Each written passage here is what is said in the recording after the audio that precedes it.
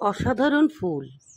হ্যাঁ, গত বছর গিফট পেয়েছিলাম সঞ্জয়দার কাছ থেকে, দীপ্তেন্দুদার কাছ থেকে। সেগুলো খুব অল্প দিনেই ফুল ফুটিয়েছিলাম। এবারও চলছে প্রস্তুতি। গিফট পেয়েছি চ্যাটার্জিদার কাছ থেকে, সঞ্জয়দার কাছ থেকে। আমারও কিছু আছে। কিভাবে আমি আজ এইগুলো পুরনো গামলা থেকে নিয়ে নতুন করে আবার রোপণ করব, স্টেপ বাই স্টেপ সব দিচ্ছি। যাদের পদ্ম আছে বা নতুন পদ্ম করতে চাও তারা এইভাবে করো, তাহলে খুব সুন্দর, খুব অল্প দিনের মধ্যেই পদ্ম ফুটবে। তবে অনেকেই বলে আমার পদ্ম ফোটে না, কিন্তু আমার খুব অল্প দিনে 10 থেকে 15 দিনের মধ্যে আমি পদ্ম ফুটিয়েছিলাম। কেন জানি না, সেটা আমার হাতের গুণ না আমার ভাগ্যে ছিল সেটা আমি বলতে পারবো না। তবে আমি চেষ্টা করেছি, সফল হয়েছি। তাই আবারও আমি করতে চলেছি, তোমরা সাথে থাকো। শুভ সন্ধ্যা। হবি অব সুলেখায় প্রত্যেক দর্শককে স্বাগত। একটা থেকে যে এতগুলো হয় সে ধারণা আমার ছিল না, যেহেতু নিজে হাতে সব কাজগুলো করছি বলেই বুঝতে পারছি। হ্যাঁ দর্শক বন্ধু, এবছর তুমি যদি একটা পদ্ম লাগাও, সামনেবার তুমি আরও 4-5টা পেয়ে যাবে। তুমি কাউকে দিতেও পারবে, আবার লাগাতেও পারবো। হ্যাঁ, আমি পরপর আমার যা পদ্ম হয়েছে আমি আমার বোম্বের বান্ধবীকে দিয়েছি, আমার ভাইপোকে দিয়েছি, ছাত্রছাত্রীদের দিচ্ছি, অনেক অনেক গিফট করছি। আমার বাড়িতে সেদিন চম্পা এসেছিল, তাকে দিয়েছি। যতটা পারছি গিফট করছি। আর আমারও তো শখ আছে না, আমিও লাগাচ্ছি। গিফটের যেগুলো আমি পেয়েছি সেগুলো আমি কাউকেই দেবো না, কারণ তারা একটা আলাদা মানসিকতায় আমাকে ওটা দিয়েছে। সেগুলোকেও আমি এবার লাগাবো, তার সঙ্গে আমারগুলোও লাগাবো। আর 2-1টা আছে, সেগুলো বুকিং হয়ে গেছে, সেগুলো আমি দিয়ে দেবো। আর হয়তো আমি কাউকেই দিতে পারবো না। তো আগামীবার প্রচুর আমি দিতে পারবো। দর্শক বন্ধু, যেটা বলছিলাম, যে দেখতেই পাচ্ছ পাঁকের মধ্যে এই ডালগুলো ছিল। পাঁকটা বলে না, কথাতে আছে না, পাঁকে পদ্ম ফুল হয়। সত্যিই পাঁকে পদ্ম ফুল হয়। পাঁকটা কীভাবে করতে হবে সেইটাই হচ্ছে একটা গুরুত্বপূর্ণ পয়েন্ট। অনেকে কিন্তু লাগায়, কিন্তু মিডিয়াটা ঠিকমতো না দিলে হবে না। পদ্ম আর শালুক দুটোর কিন্তু লাগানোর পদ্ধতি পুরো আলাদা। দেখতেই পাচ্ছ সাপের বেরের মতন মোটামুটি 3টে বের করে ফেলেছে। 3টে বের মানে এখানে প্রায় 7টা 8টা কি 9টা, আমি গুনিনি, গিট হয়ে গেছে। সেটা গিটটা কিভাবে আমরা কাটবো সব তোমাদের দেখাবো। তো যেটা বলছিলাম যে পাঁকে পদ্ম হয়, হ্যাঁ পাঁকে পদ্ম হয়। সেই পাঁকটা আমরা কিভাবে তৈরি করব?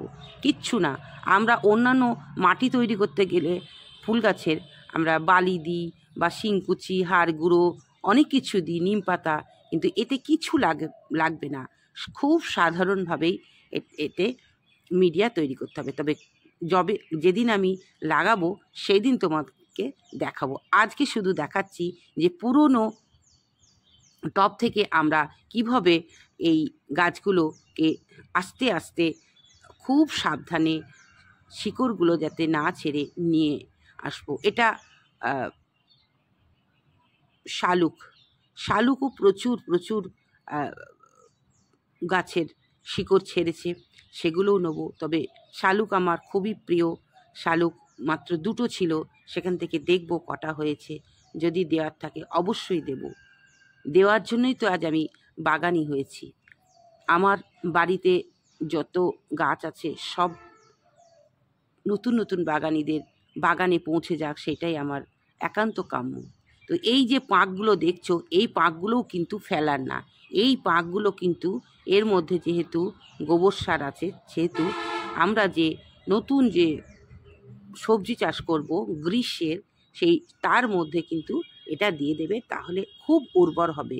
পাঁক, যে কোনো পাঁক, সেটা পুকুরে হোক বা এই পদ্মের পাঁক হোক, সেটা সবজির মাটিতে দিলে কিন্তু সবজি খুব ভালো উর্বর হবে।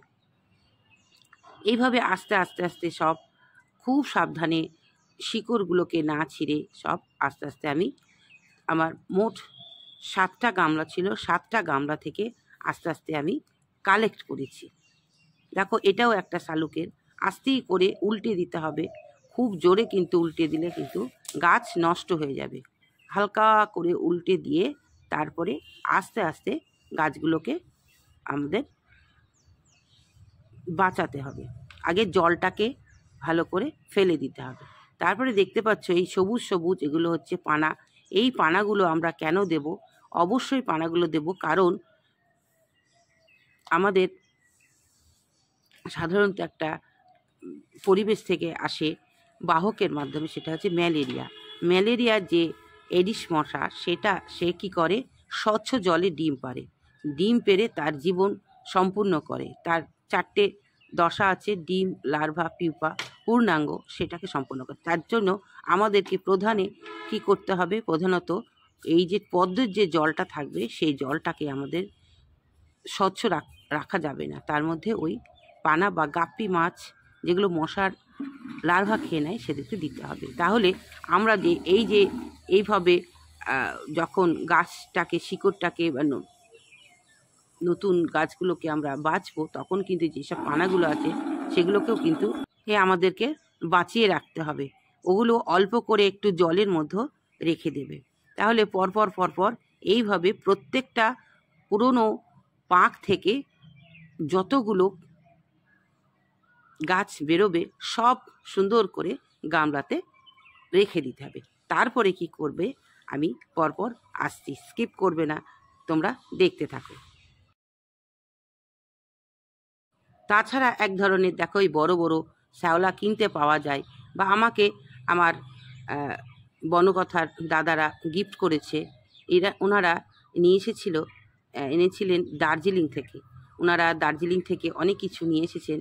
এই যে পানাগুলো, সেগুলো কিন্তু আমাকে সব গিফট করেছেন। বলেছেন যে দিদিভাই আপনি এগুলো আপনার পদ্ম করেন, পদ্ম দেবেন। তো এই চ্যানেল করতে গিয়ে অনেক সুন্দর সুন্দর গাছ আমি গিফট পাই। সত্যি সেগুলো আমার ভীষণই উপকার হয়। একটা গাছ থেকে কতগুলো টিউবার বেরোয় দেখতে পাচ্ছ। কেউ যদি শখ করে একটা মাত্র টিউবার লাগাও, তাহলে দেখো কত টিউবার হবে। সে তুমি গিফট করো, বা তুমি নিজে লাগাও, বা তুমি সেল করো, যে কোনো যেটা তোমার মনে হবে সেটা তুমি করতে পারো। তবে কতগুলো যে হয়েছে দর্শক বন্ধু, এটা তোমাদের দেখানোর জন্যই কিন্তু আমি এই ভিডিওটা করেছি। কারণ সত্যি আমরা একটা টিউবারের জন্য ছুটে ছুটে বেড়াই, এই যে কোথায় পাবো। তবে যদি 4টি টিউবার তোমরা জোগাড় করতে পারো, 400 টাকায় 4টি টিউবার কিনে প্রচুর টিউবার তোমরা দেখো কতগুলো একসঙ্গে প্রায় 3-4টে বের পাকিয়ে যথারীতি হয়ে গেছে। সত্যি একটা বছর কষ্ট করলে পরের বছর প্রচুর পদ্ম পাওয়া যায়। এটা আমি প্রমাণ পেয়েছি, নিজে পেয়েছি বলেই কিন্তু আমি তোমাদেরকে বারবার বলছি যে যারা পদ্ম পাচ্ছ না, মনে কষ্ট পেও না। মাত্র 4 রকমের পদ্ম কিনে নিয়ে আসো 400 টাকায়। দেখো তোমাদের পরের বার কত পদ্ম হয়ে যাবে। বা তোমার পাড়ার আশেপাশে যদি কেউ পদ্ম লাগায়, তাদের কাছে যাও না, তারা প্রচুর টিউবার সে গিফট করুক বা বিক্রি করুক, যা তো কেউ তো করবেই। সেখান থেকে নিয়ে আসো, নিয়ে এসে কীভাবে লাগাবে সেটা হবি অফ সুলেখা বা যে কোনো চ্যানেল দেখে তোমরা লাগাতে পারো। আমি আশ্চর্য হয়ে গেছি যে একটা টিউবার থেকে এতগুলো হয়। তবে পদ্ম আর শালুক লাগানোর পদ্ধতি কিন্তু আলাদা। আমাকে যারা গাছ গিফট করেছে তারা কিন্তু সম্পূর্ণ গাইড করেছিল বলেই কিন্তু আমি খুব সুন্দর সুন্দর ফুল ফোটাতে পেরেছি। গাছ লাগালে হবে না, সঠিক পরিচর্যা জানতে হবে। আমি কিন্তু একদম কিচ্ছু জানতাম না, পুরো সাহসিকতার সঙ্গে আমি লাগিয়েছিলাম। প্রথম আমাকে পদ্ম গিফট করেছিল আমার বোন পাপু। ব্যারাকপুরে যখন আমি ভিডিও করতে গেছিলাম তখন মাত্র একটা সাদা পদ্ম ও দিয়েছিল। আমি খুব আনন্দের সঙ্গে নিয়ে এসেছিলাম। তার আগে আমি লাইফ গার্ডেনে পদ্ম টিউবার গিফট পেয়েছিলাম, কিন্তু তখন আমি পরিচর্যা জানতাম না বলে গাছগুলোকে মেরে ফেলেছিলাম। হ্যাঁ, টিউবার নিয়ে এসে অবশ্যই সাদা জলে ভাসিয়ে রাখতে হবে, যত দিন না পাতা বেরোচ্ছে তারপরে লাগাতে হবে। তো পদ্ম লাগাতে গেলে সঠিক পরিচর্যা তোমাদের জানতে হবে, তাই সঠিক পরিচর্যা জেনে কিন্তু পদ্ম করো। দেখতেই পাচ্ছ কত টিউবার। আমি অনেক গাছ গিফট করে দিয়েছি, আর আরও করব। বিশেষ করে যেগুলো খুব সুন্দর সঞ্জয় ভাই আমাকে গত বছর দিয়েছিল, বেশ শতদল যেগুলো, সেগুলো কিন্তু আমি দিয়েছি আমার খুব প্রিয় মানুষের দের গিফট করেছি। আরও করব, আমার কাছে পিঠে যারা আছে তাদেরকে কয়েকটা দিয়ে দেব। এবং আমি বিশেষ করে ভাবছি নিচে একটা পদ্মপুকুর করব। গত বছর থেকেই আমার খুব শখ, জানি না কতটা সাফল্য পাবো, কারণ এখানে জলের ভীষণ কষ্ট। দেখতেই পাচ্ছ সব এগুলোকে বড় বড় গামলাতে রেখে ফ্রেশ করে এবার জল দিয়ে ভালো করে ধুয়ে নিতে হবে, পরিষ্কার যেন একটা মাটি না থাকে। ধুয়ে প্রত্যেকটা গামলা পরিষ্কার করে ধুয়ে সার্ফ পাউডার দিতে হবে। সার্ফ পাউডার কেন দিতে হবে? কারণ ফাঙ্গিসাইড না দিলে ফাঙ্গাস আক্রমণ করতে পারে, তার জন্য প্রত্যেকটা গামলা ভালো করে পরিষ্কার করে ধুয়ে ফাঙ্গিসাইড দিয়ে ধুয়ে নিতে হবে। তারপরে এই যে টিউবারগুলো তুললাম সেগুলো পরিষ্কার করে ধুয়ে, দেখতেই পাচ্ছ টিউবারগুলো কি সুন্দর হয়েছে, পটলের মতন দেখতে হয়েছে। আমার হাতে এই নতুন বছর টিউবার তৈরি হলো, আমি ভীষণই খুশি। দর্শক বন্ধু, এত সুন্দর টিউবার যে হয়, আমার গল্প শুনেছি কিন্তু নিজে চোখে দেখলাম, আমার ভীষণই ভালো লাগছে যে আমি নিজে একটা সাফল্য পেয়েছি, পদ্ম টিউবার তৈরি করতে পেরেছি, ভীষণই ভালো লাগছে। আগামীবার আরও করব, বেশি করে করব, যাতে আমি বেশি করে মানুষকে দিতে পারি। এগুলো পরিষ্কার করে ধুয়ে তার মধ্যে আমাদের কি করতে হবে? সার্ফ ফাঙ্গিসাইডটা আমাদের দিতে হবে। দেখো যথারীতি আমি টিউবার কেটেছি, আমাকে এক দাদা বলে দিয়েছেন কিভাবে কাটতে হবে, সেভাবে আমি কেটেছি এবং যথারীতি জলে রেখে দিয়েছি। দেখো কত বড় বড় পাতাও বেরিয়ে গেছে। অবশ্যই টিউবার যখন কাটবে তখন ওই কাঁচিটা তোমাদের সার্ফ পাউডার দিয়ে জীবাণুমুক্ত করতে হবে। জীবাণুমুক্ত করার পর দেখতেই পাচ্ছ দুটো পটলের মতন অংশ, একটা রাখবে না, দুটো রেখে তারপরে কাটবে, কারণ একটা যদি নষ্ট হয়ে যায় আর একটাতে পদ্ম হবে। যার জন্য আমি প্রত্যেকটাতে কি করেছি, দুটো করে রেখে তারপরে কেটেছি। কাটার পর পরিষ্কার জলে দেখতেই পাচ্ছ সুন্দর করে সব গামলায় অর্ধেক করে জল দিয়ে সব ভাসিয়ে রেখেছি। যথারীতি আমার পদ্মের যে শিকড় আছে সেই শিকড় থেকে পাতা বেরোতে শুরু করে দিয়েছে। আমি যাকে গিফট করছি পাতা সহ গিফট করে দিচ্ছি।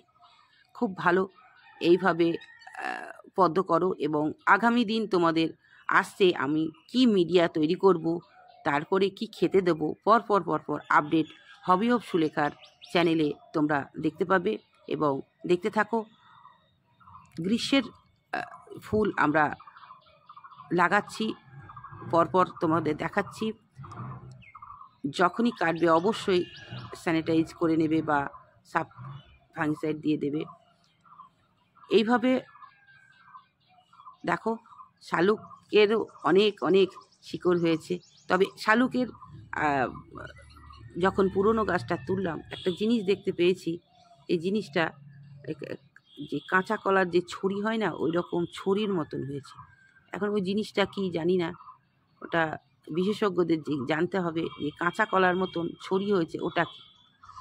ওটা একটা নতুনত্ব জিনিস দেখলাম। তাহলে এই দেখো আমার সব প্রাথমিক পর্বর কাজ শেষ হয়ে গেল। এরপরে আমি এটাকে রোপণ করব। কিভাবে রোপণ করব সেটা হবি অফ সুলেখায় খুব শীঘ্রই আসছে। আজকের ভিডিওটা কেমন হলো অবশ্যই জানাবে। আজ আসি, আবারও ফিরে আসবো পরের ভিডিওতে। তবে টিউবারগুলো জলে ভাসিয়ে দেওয়ার পর কেমন হয়েছে তোমরা দেখো। পাতা যথারীতি বেরিয়ে গেছে। এইবার আমাদের রোপণ করার সময় চলে এসেছে। কিভাবে রোপণ করব, কি মিডিয়া দেব, কোথায় স্থাপন করব, সব কিছু জানতে হলে পরের ভিডিও দেখতে হবে।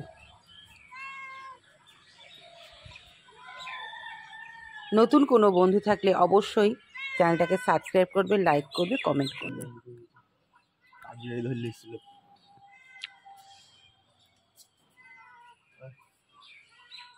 আবারও ফিরে আসবো নতুন কোনো ভিডিও নিয়ে। তোমরা সকলে খুব ভালো থেকো, সুস্থ থেকো। হ্যাঁ, আবারও বলবো, সবুজের সাথে থেকো। টাটা।